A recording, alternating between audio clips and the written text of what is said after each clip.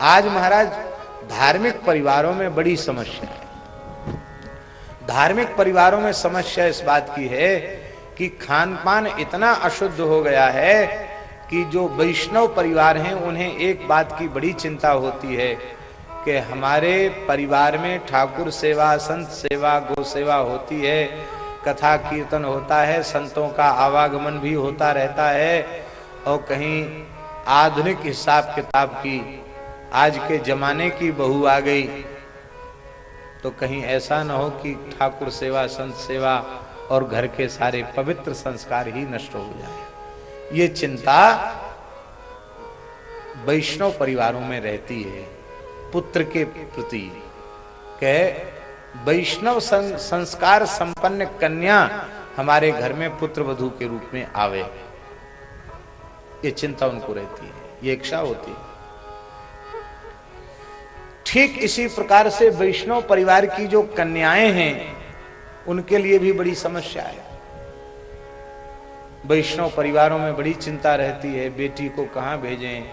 अब पुत्री गोवर्ती है, बाजार का खाती नहीं, भारतीय देसी गाय के दूध दही घी को ही पाती है, प्याज लहसुन का घर में प्रवेश नहीं, और कहीं ऐसे वैसे घर में ये चली गई तो यहाँ तो उसका मरना ही हो जाएगा।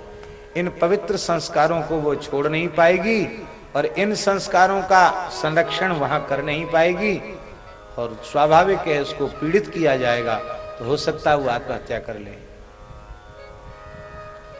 तो हमारी बेटी को कोई अच्छे संस्कार संपन्न आस्तिक भक्त वैष्णव वर्ग की प्राप्ति हो, ये भी प्रश्न है गृहस्थों के बीच में।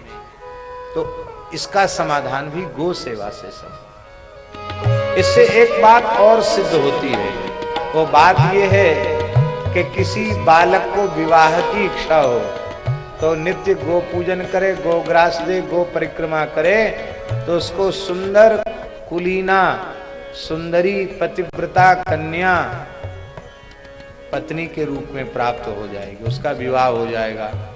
और किसी कन्या का विवाह न हो रहा हो, उसको विवाह में विलंब हो, तो वह श्रद्धा पूर्वक गो सेवा करे, गाय की परिक्रमा करे, 7 परिक्रमा नित्य करे, गाय को ग्रास दे, गाय को चंदन करे, आरती करे और गाय से प्रार्थना करे, तो उस कन्या को सुयोग्य सदाचारी धर्मात्मा भक्त वर की प्राप्ति होगी, सुंदर वर की प्राप्ति होगी। इससे ये बात और सिद्ध हो जाती है। एक बात हम प्रसंगानुरूप और कह दें, कई बार हमारे मन में विचार उठता है, हम तो करने से रहे, हमारा काम भी नहीं है, हमारा वो क्षेत्र नहीं है, लेकिन हमारे मन में ऐसा आता जरूर है कि यदि कोई करने वाले ऐसे लोग हों, बुद्धिमान प्रवृत्ति वाले लोग, तो एक काम किया जा सकता है।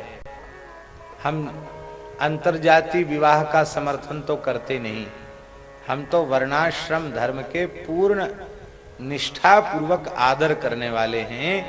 व्यास वाल्मीकि ने, स्मृतिकारों ने जिन शब्दों में कहा है उसको बिना किसी फेर बदल के ज्यों का त्यों मानने वाली विचारधारा के हम हैं। इसलिए अंतर्जाति का समर्थन तो हम कर नहीं सकते, करना भी नहीं चाहिए, क्योंकि वर्ण संकरता आती है और वर्ण संकरता नरक ले जाने वाली है। शंकरो नरका यैव कुलघ्नानाम कुलस्य च। लेकिन एक बात हमारे मन में अवश्य आती है कि एक संगठन वैष्णवों का बन जाना चाहिए। चतुर संप्रदाय के जितने वैष्णव हैं अथवा जो भी आस्तिक लोग हैं, वो ऐसा एक बड़ा संगठन बना लें जिसमें अपनी अपनी जाति बिरादरी के अनुसार, आजकल तो नेट पर सब जानकारी उपलब्ध होती ना, तो सब उपलब्धि हो उनको कि किस प्रांत में कितने वैष्णव हैं जिनके घर में पूरी तरह गोव्रत है, घर में ठाकुर सेवा होती है, प्याज लहसुन आदि अशुद्ध पदार्थों का प्रवेश नहीं है, घर में ठाकुर सेवा होती है, खान पान शुद्ध है, अशुद्ध कोई आहार नहीं है, व्यसन नहीं है, व्यसन मुक्त जीवन है। ऐसे परिवारों की गणना हो जाए और उनकी एक सूची बन जाए और उसके अनुसार लोग अपनी बेटी के विवाह अपने वर्ण और अपने कुल खानदान की परंपरा के मर्यादा के अनुरूप सुगमता से कर सकें। किंतु एक निवेदन है, वो निवेदन ये है कि धन का लोभ त्यागना पड़ेगा।